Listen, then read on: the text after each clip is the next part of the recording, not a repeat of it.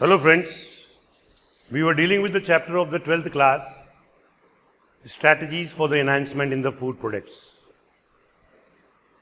हम लोग 12वीं क्लास का चैप्टर भोज उत्पादन में वृद्धि की तकनीकियां या युक्तियों के बारे में बात कर रहे थे। आज हम लोग ये पढ़ेंगे कि how the disease resistant plants are produced.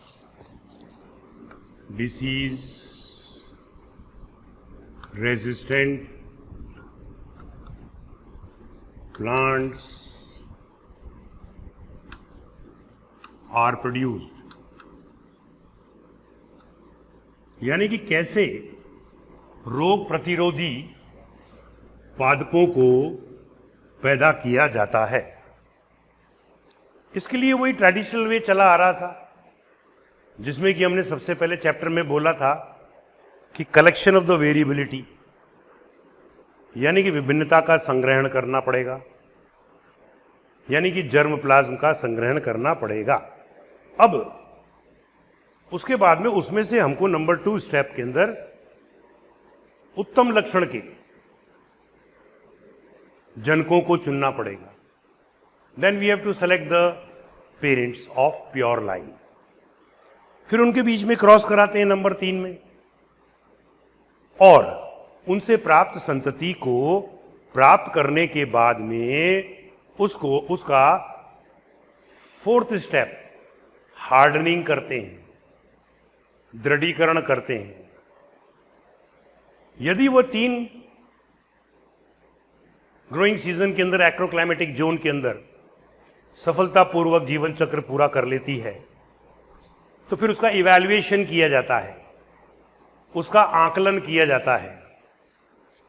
और आकलन करने के लिए दिल्ली में स्थित राष्ट्रीय बीज कॉरपोरेशन को भेजा जाता है, जहां वह उसको सर्टिफाई करते हैं कि भाई ये बहुत अच्छी किस्म है, रोग प्रतिरोधी है, सारे इसमें अच्छे लक्षण हैं। सर्टिफाई करने के बाद में उनको पैकेट्स के अंदर रैप करके किसानों को, कल्टीवर्स को वितरित कर दिया जाता है, ताकि वह उस फसल को अपने खेतों में बो सके। तो ये तो एक ट्रेडिशनल वे है, जो कि 5 चरणों के अंदर हमारी किताब में दे रखा है। अभी तो ये पहला हुआ हमारे पास में ट्रेडिशनल वे, पारंपरिक तरीके चले आ रहे हैं। उसमें हमने 5 स्टेप्स पढ़े जो हम पढ़ चुके हैं। अब अपन बात करेंगे म्यूटेशन की। म्यूटेशन का मतलब उत्परिवर्तन, जिसके बारे में जेनेटिक्स के अंदर मैं काफी बता चुका हूं। म्यूटेशन शब्द ह्यूगो डे एवरेज ने दिया था, और अचानक हुए अनुवांशिकी परिवर्तन को हम उत्परिवर्तन कहते हैं, यानी कि sudden heredity changes are called as mutation. 2 प्रकार के, सोमेटिक, गैमेटिक। सोमेटिक का इनहेरिटेंस नहीं होता है, कायिक का अनुवांशिकी नहीं होती है, गैमेटिक की होती है। हमने एन्यूप्लॉइडी, यूप्लॉइडी, इन चीज़ों के बारे में भी पढ़ा। लेकिन यहाँ तो हमें फसल सुधारनी है, और फसल सुधारने के लिए म्यूटेशन में हमको म्यूटाजन की आवश्यकता पड़ेगी, यानी कि उत्परिवर्तक की आवश्यकता पड़ेगी। यह उत्परिवर्तक ये 2 रूप में होते हैं, फिजिकल में भी होते हैं, केमिकल में भी होते हैं। फिजिकल की बात अगर अपन करते हैं तो हमारे पास में विभिन्न प्रकार की किरणें होती हैं, रेज होती हैं, जैसे अल्फा है, बीटा है, गामा है। इनमें से सबसे ज़्यादा पावरफुल रेज जो म्यूटेशन के लिए होती है, वो होती है गामा रेज। Gamma rays. अब गामा रेज का क्या हुआ कि मूंगफली मूंगफली को बोलते हैं ग्राउंड नट, और इसमें हाइपोजील जर्मिनेशन होता है। एक बार मूंगफली ट्रॉम्बे पहुंच गई। ट्रॉम्बे बॉम्बे के पास में एक जगह है जिसे ट्रॉम्बे कहते हैं। तो ये बॉम्बे के पास में जो जगह है ट्रॉम्बे, वहां पर क्या है, एटॉमिक रिसर्च सेंटर है बेटा। तो मूंगफली एक बार घूमते घूमते वहां पहुंच गई। तो वहां के साइंटिस्ट लोगों ने उसकी बॉडी के ऊपर गामा विकिरण डाल दी, तो उसका रूप बदल गया, उसके लक्षण बदल गए, उसके गुण बदल गए, वो उन्नत किस्म की हो गई। तो उन्होंने बोला यार ये तो बड़ा अच्छा तरीका है। तो उन्होंने फिर मूंगफली की कई किस्में विकसित करी,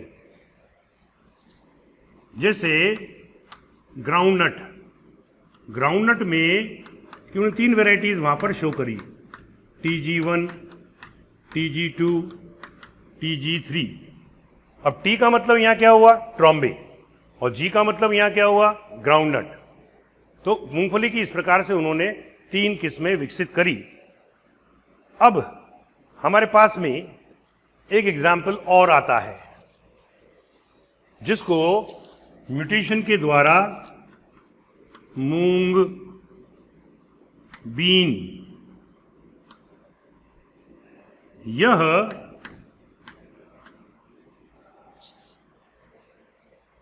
yellow mosaic virus, yellow mosaic virus और पाउडरी मिल्ड्यू, पाउडरी मिल्ड्यू रोगों के प्रति प्रतिरोधी होगी जब इसका उपचार उत्परिवर्तन से किया गया। अब आता है हमारे पास में एक और जिसका नाम है भिंडी, लेडी फिंगर। लेडी फिंगर को हम लोग एबलमॉस्कस एस्क्यूलेंटस कहते हैं। अब इसकी 2 वैरायटी थी, एक कहलाती है हाउस होल्ड और दूसरी कहलाती है, हाउस होल्ड मीन्स डोमेस्टिक, और एक कहलाती है वाइल्ड वैरायटी। अब क्या हुआ, जो जंगली किस्म थी वाइल्ड वैरायटी, वह काफी प्रतिरोधी थी येलो मोज़ेक वायरस के प्रति, या मोज़ेक वायरस इनके अंदर लग जाता था। तो मोज़ेक वायरस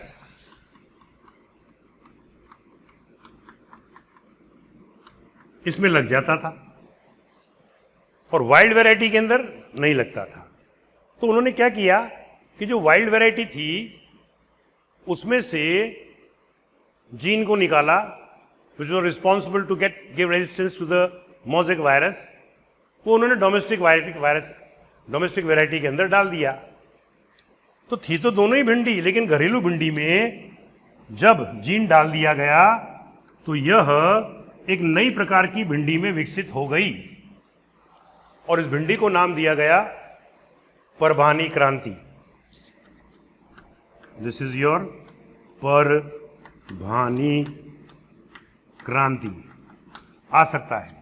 ये म्यूटेशन का एग्जाम्पल नहीं कहूंगा मैं, ध्यान रखना, बन सकता है क्वेश्चन कि परभानी क्रांति कैसे प्राप्त की गई थी। म्यूटेशन नहीं था ये, इट वॉज जेनेटिक इंजीनियरिंग। इधर का जीन उधर किया, उसको अपन लोग जेनेटिक इंजीनियरिंग कहते हैं। Manipulation of the gene is called your genetic engineering. अब इसके बाद में अगर हम देखें तो हमारे पास में एक और पॉइंट आता है कि हम डिसीज रेजिस्टेंट प्लांट जो है वो कैसे प्राप्त कर सकते हैं। सेक्सुअल हाइब्रिडाइजेशन कर कर भी हम लोग प्राप्त कर सकते हैं, यानी कि लैंगिक संकरण करके हम जीन का ट्रांसफर यदि कर देते हैं तो वह भी हमारा उत्परिवर्तन पैदा करेगा और नई किस्म जो है वो आपकी विकसित हो जाएगी। ओके, अब आता है हमारे पास में दूसरा पॉइंट कि रेजिस्टेंस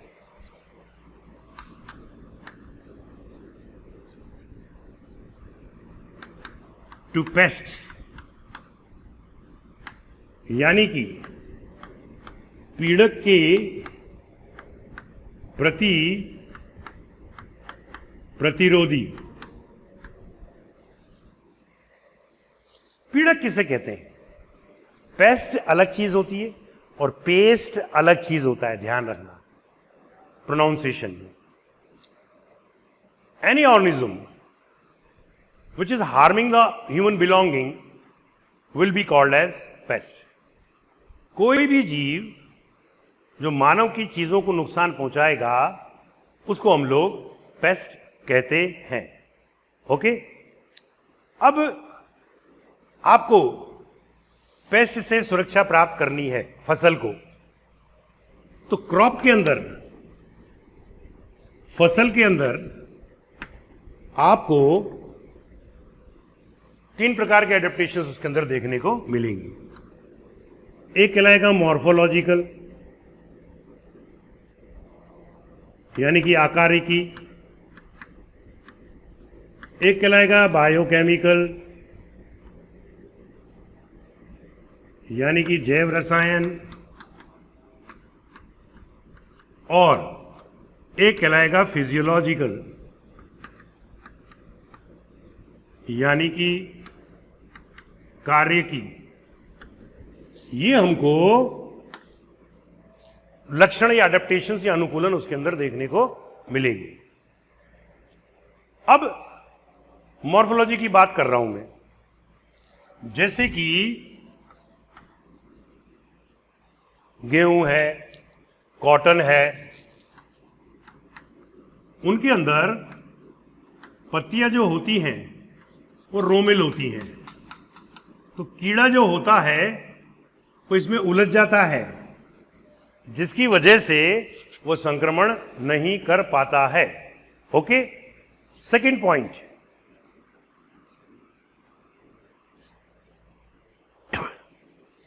ये कीड़ा जो होता है, इस कीड़े को जैसिड कहते हैं। जैसिड,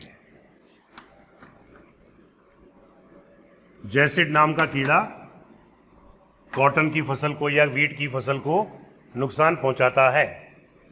वीट भी आ जाती है, मगर ये इन बालों में ही उलझकर, हेयर्स के अंदर उलझकर चला जाता है और इन्फेक्शन नहीं कर पाता है। दूसरी बात, सॉलिड स्टेम ऑफ वीट, यानी कि तने का दृढ़, गेहूं के तने, दृढ़ तना जो होता है वो ये रहा, वो इतना सॉलिड होता है कि स्टेम फ्लाई जो होती है, ये स्टेम फ्लाई, यह इसको भेद नहीं पाती है। तो स्टेम बोरर, यानी कि तना भेदक, इसको भेद नहीं पाता है। आया सुने? तीसरा, कॉटन के अंदर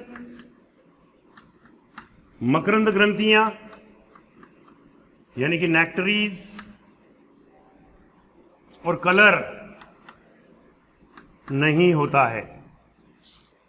तो बॉलवर्म जो होता है वो इसकी तरफ आकर्षित नहीं होता है। तो इस प्रकार से हम देखते हैं कि इनके अंदर प्राकृतिक लक्षण है पीड़क से बचने के लिए। अब अपन लेते हैं अंदर बायोकेमिकल। बायोकेमिकल में एग्जाम्पल लेता हूं मैं मेज का।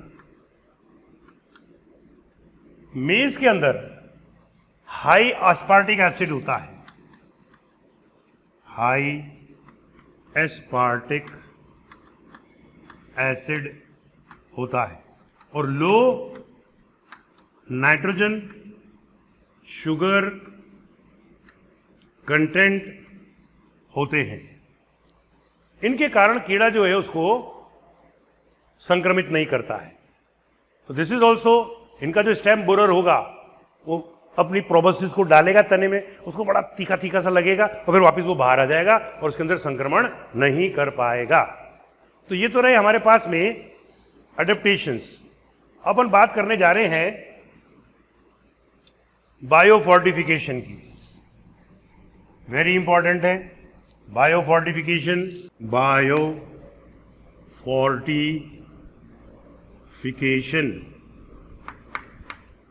जिसे हम लोग जैव पुष्टिकरण कहते हैं। देखो साहब, 840 मिलियन लोग इस वक्त पृथ्वी के ऊपर हैं। सभी के पास में 2 टाइम की रोटी खाने का पैसा नहीं है।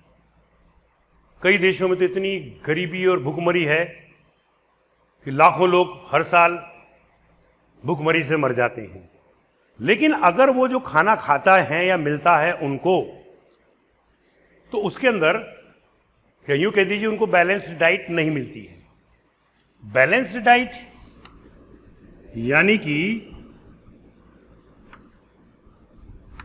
संतुलित भोजन के अंदर क्या क्या होता है? Carbohydrate, number 2 protein, number 3 fat, number 4 nutrient, number 5 vitamin, number 6 water. ये सारी चीजें एक प्रोपोर्शनेट रेशियो के अंदर जब हमारे भोजन में उपस्थित होती हैं तो हम कहते हैं कि हम संतुलित भोजन कर रहे हैं। अगर कार्बोहाइड्रेट की कमी हो गई तो उसको ऊर्जा बराबर नहीं मिलेगी। प्रोटीन की कमी हो गई तो शरीर की कोशिकाओं का निर्माण नहीं होगा। वसा चिकनाई नहीं होगी तो भी उसकी उपपचय क्रियाएं प्रभावित होंगी। कई प्रकार के न्यूट्रिएंट जो कि माइक्रोबी होते हैं और मैक्रोबी होते हैं, उनमें से एक न्यूट्रिएंट की भी कमी हो गई, जैसे हमारे शरीर में आयरन की कमी हो गई तो एनीमिया हो जाएगा, आयोडीन की कमी हो गई तो गोइटर हो जाएगा। विटामिन की बात आपको मालूम है कि विटामिन ए की कमी से रतौंधी, बी से बेरीबेरी, सी से स्कर्वी, डी से रिकेट्स। तो इनके कारण शरीर के अंदर आपको हंगर सिम्टम्स देखने को मिलेंगे। हंगर सिम्टम या जिसको अपन लोग बोलते हैं डेफिशिएंसी सिम्टम्स, या इसको हम बोलते हैं अभाव लक्षण, या जिसको हम कह सकते हैं हिडन हंगर। छिपी हुई भूख है उनके अंदर, जिंदा है मगर सारे न्यूट्रिएंट्स उसकी बॉडी के अंदर नहीं है। तो हमें क्या करना चाहिए? बायोफोर्टिफिकेशन करना चाहिए, जैव पुष्टिकरण करना चाहिए। अब जैव पुष्टिकरण क्या होता है? इस प्रकार की फसल का उत्पादन किया जाए जिसमें अधिक से अधिक प्रचुर मात्रा के अंदर समस्त पोषक तत्व उपलब्ध हों। यदि ऐसी फसल को वो व्यक्ति खाएगा तो वह कुपोषण का शिकार नहीं होगा, उसमें हंगर साइन डेवलप नहीं होंगे, उसमें अभाव लक्षण भी देखने को नहीं मिलेंगे। तो ये चीजें हैं हमारे पास में बायो पुष्टिकरण के अंदर। अब आप देखो, बायो पुष्टिकरण साइंटिस्ट लोगों ने किया तो उन्होंने मक्का की लगभग 2000 वैरायटीज ऐसी पैदा करी जिनमें लाइसिन एंड ट्रिप्टोफेन दोनों उपस्थित होते हैं, लाइसिन व ट्रिप्टोफेन। फिर उन्होंने गेहूं पैदा किया, वेरी इंपॉर्टेंट आता है ये पीएमटी के अंदर, जिसको हम लोग बोलते हैं एटलस 66। इसके अंदर प्रोटीन की मात्रा ज्यादा होती है, और प्रोटीन कौन सा होता है? ग्लूटिनिन। फिर अपन एक लेते हैं golden rice. Golden rice, very important for NEET. इसके अंदर विटामिन ए पाया जाता है। अब जो ये जैव पुष्टिकरण किया जाता है, ये भारत के अंदर कौन सी संस्था के द्वारा संपन्न किया जाता है? तो उसका नाम है IARI,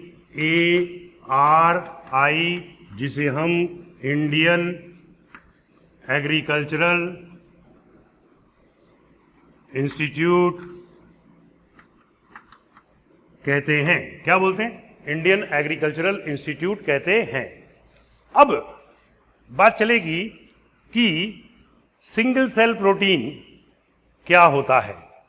single cell protein, single cell protein, okay.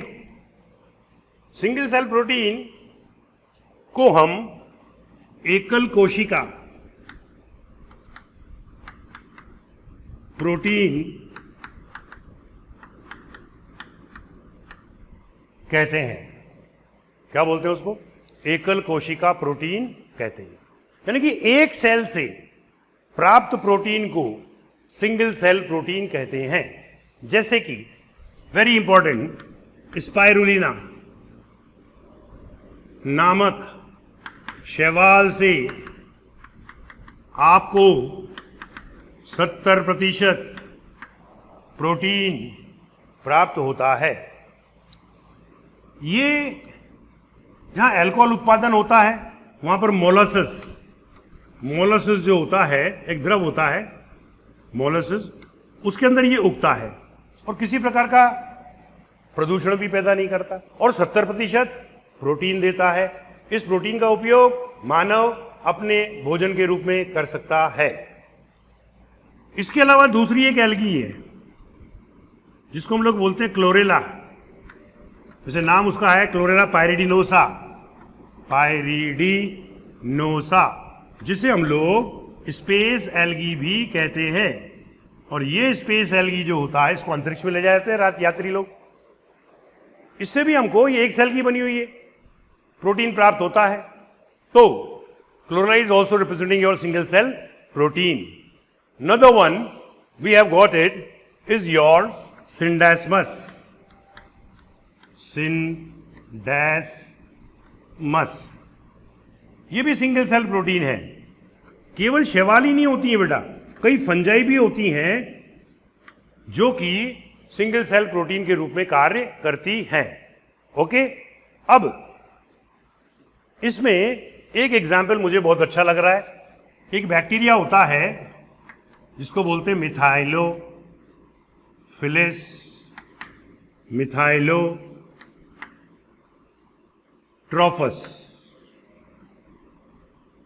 अब इसके आप 250 ग्राम ले लो पाव भर, तो इससे 250 टन्स, सोचो साहब, यानी कि 250 के आगे 3 जीरो लगा दो, इतने किलोग्राम प्रोटीन बनता है। बहुत बड़ी बात है। इतना प्रोटीन अगर डेली पैदा होना शुरू हो जावे तो भारत में प्रोटीन की समस्या ही समाप्त हो जावे। तो this is your methylophilus methylotrophus protein. Now we are going to talk about anti nutritional factor. मैं अब आपको एंटी न्यूट्रिशनल फैक्टर के बारे में बताने जा रहा हूं। ओके, सबसे पहली बात, एंटी न्यूट्रिशनल का मतलब जो पोषकता प्रदान करता है, और एंटी न्यूट्रिशनल का मतलब हो गया प्रति पोषक, यानी कि आपके लिए हानिकारक है, वो आपके लिए पोषक पदार्थ नहीं है, उसको बोलते हैं अपन anti nutritional factor. Anti nutritional content या घटक किसको बोलेंगे? जो कि पोषक के रूप में काम नहीं कर रहा है, आपको हानि पहुंचाएगा, आपकी उपापचय क्रिया को प्रभावित करेगा। इसमें जैसे किस में पाया जाता है, एग्जाम्पल किस में मिलता है, तो oil cakes of rapeseed and mustard में आपको ग्लूकोसिनोलेट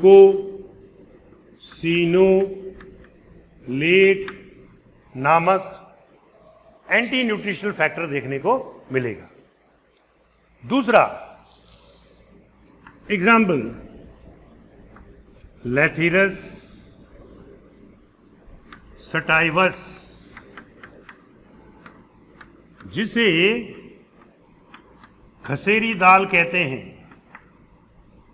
खसेरी दाल, इस खसेरी दाल में एक एंटी न्यूट्रिशनल फैक्टर होता है जिसको बोलते हैं साइनो एलेनिन। और ये क्या होता है? ये न्यूरोटॉक्सिक होता है। ये कहानी है मध्य प्रदेश के गांव की, या मध्य प्रदेश के गांवों की। कहीं पर भी उग जाती है आसानी से, लोग समझते हैं दाल है तो उसका खूब सेवन करने लगे, और उसमें उपस्थित anti nutritional factor cyano alanine which is acting just like a neurotoxin paralysed them. उन्होंने जब इस दाल का सेवन किया तो उनके अंदर लकवा हो गया, ये पैरालाइसिस हो गया, और इसी को बीमारी का नाम क्या दे दिया गया? लैथेरिज्म। लैथेरिज्म बीमारी का नाम दे दिया गया। पार्लियामेंट के अंदर काफी हल्ला हुआ और उन्होंने जो है फिर इस दाल को उगाना ही बंद कर दिया। तब जाके मध्य प्रदेश के लोगों के अंदर ये लैथेरिज्म की बीमारी खत्म हुई। दूसरी बात, आप ये देखो, हम कभी मिलते हैं किसी से और भाई आपका कामकाज कैसा चल रहा है, तो वो कहते हैं कि सर दाल रोटी चल रही है। हमेशा दाल के साथ में रोटी क्यों बोलते? वो मैं आपको बताने जा रहा हूं। सीरियल्स से रोटी या चपाती बनती है, बन गई। इस सीरियल में लाइसिन नहीं होता और ट्रिप्टोफेन भी नहीं होता। न लाइसिन होता है न ट्रिप्टोफेन होता है। अब ये तो हो गई रोटी तुम्हारी। दालों को बोलते हैं पल्सेस। पल्सेस, इनके अंदर मिथियोनिन नहीं होता और सिस्टीन भी नहीं होती। ये दोनों नहीं होते हैं, मगर ये दोनों तो इसमें होते हैं और ये दोनों इसमें होते हैं। तो हम क्या करते हैं, दोनों को मिला के दाल रोटी मिलाकर खा लेते हैं। तो सीरियल्स तो मिथियोनिन और सिस्टीन दे देता है अपने को, और पल्सेस जो होती है इसमें लाइसिन और ट्रिप्टोफेन होता है वो अपने को मिल जाता है। ध्यान रखना, सीरियल्स में एलटी एब्सेंट है, पल्सेस में एमसी एब्सेंट है। दोनों को खाओगे तो चारों मिल जाएंगे और प्रतिपोषण कारक जो होगा आपके अंदर वह नहीं रहेगा। ओके, तो ये तो रही हमारे पास में दालों के बारे में। अब हम बात करेंगे लाइसिन रिच मक्का के बारे में, यानी कि लाइसिन रिच मेज के बारे में। इसकी एक तो है प्रोटीना, एक है शक्ति। शक्ति है, आता है ये।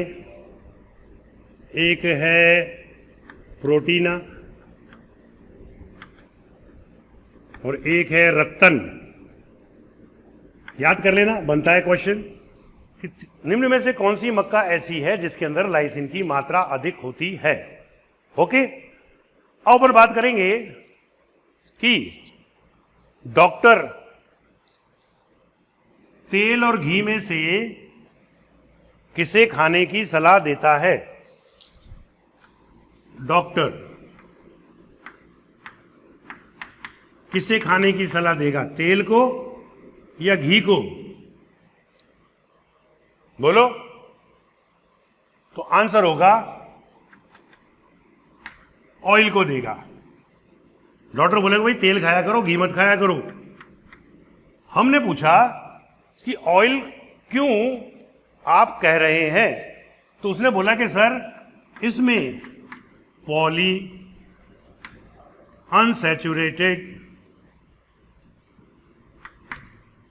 फैटी एसिड होता है, जबकि घी के अंदर सैचुरेटेड फैटी एसिड होता है, जिससे कोलेस्ट्रॉल बनता है तथा बीपी हाई हो जाता है। और कभी कभी बहुत अधिक हाई बीपी के कारण ब्रेन स्ट्रोक हो जाता है, हार्ट अरेस्ट, हार्ट फेल, कोई भी सर्कुलेटरी प्रॉब्लम आपको हो सकती है। तो ये आज हमने बात करी अलग अलग प्रकार की विधियों की, जिससे कि डिसीज रेजिस्टेंट, पेस्ट रेजिस्टेंट पौधों को विकसित किया जा सकता है। इसके अतिरिक्त हम लोगों ने एंटी न्यूट्रिशनल फैक्टर के बारे में बात करी। इसके बाद में मैं आपको बात करूंगा कि कैसे और अधिक हम उन्नत किस्म की पौधों को विकसित कर सकते हैं अगले एपिसोड में।